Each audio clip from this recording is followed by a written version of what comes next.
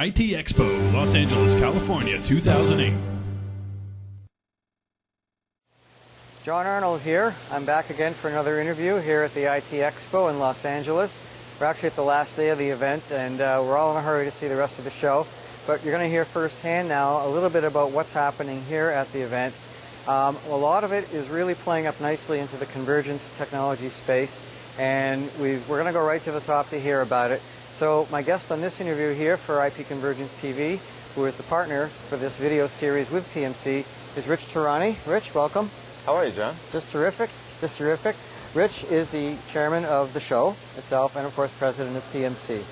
And I want to thank you for making these videos possible. It's been really fun to do these. Well, likewise. Thank you for, of course, doing a great job hosting them and interviewing. Thank you.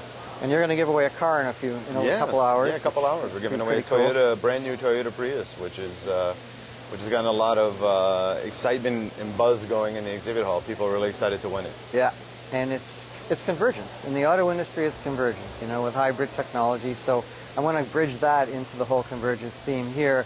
So for the service providers out there and the enterprises out there who are getting engaged with these convergence technologies, there's a lot of exciting stuff going on, and you've been visiting a lot of the exhibitors and you've been blogging about it. So let's talk a bit about some of the cool things you're seeing that are really bringing voice and data and video into common focus for the enterprise these days.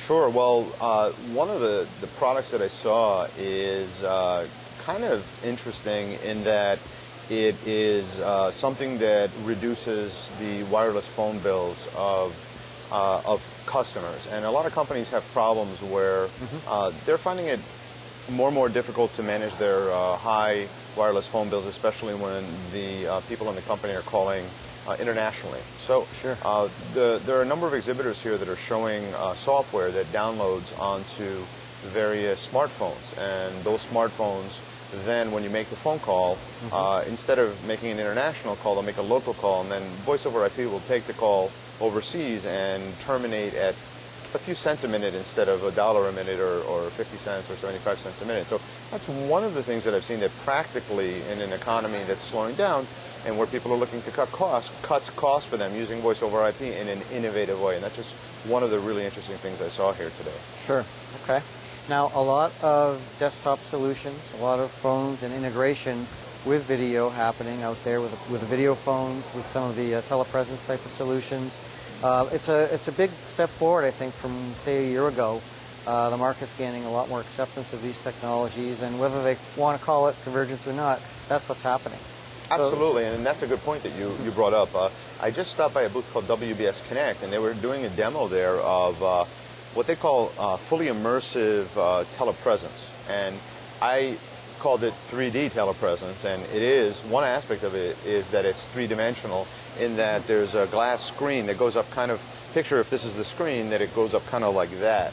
And it has a special reflective coating, and if a person reaches out to shake your hand or on the other side of the screen, it looks three-dimensional, like they're really in the room with you. Wow. And they also have embedded the camera within the center of the screen. And the reason that's important is because studies have shown that eye contact is so important. And we all know that in a typical video conference, people are looking at the screen and then they're looking up and then they're looking at the screen and then they're looking up. And it's not a natural experience. So I think that this kind of technology that I've seen at that booth is the wave of the future. And I can't imagine telepresence solutions not all having this kind of technology built in the future. So with all these cool technologies becoming very real, what does this mean for the carriers, the service providers who are trying to sell services to businesses today? Well, carriers have unprecedented opportunities to explore new sources of revenue from some of the interesting software-based solutions and other types of solutions that are coming onto the market. At the same time, this innovation is eroding their market share and is eroding their pricing. So the challenge that a carrier has today is, I'll give you an example. We just talked about this mobile VoIP solution. Carriers more or less have to deal with that problem because they're going to lose money on international minutes. They just are, and there's nothing they can do about it. So they have two options. They either can embrace it and they can resell services like the ones here at the show, or they can try to fight it and hope it goes away. And of course, that every time a carrier any industry has tried to do that and put their head in the sand, they've gotten in trouble, because you think about Napster with the recording industry. So many people downloaded so much music, and that really eroded their music sales or record sales for years. And you just have to embrace these technologies, and you have to try to partner with the companies that are coming up with these new technologies and find innovative ways to add value. Okay.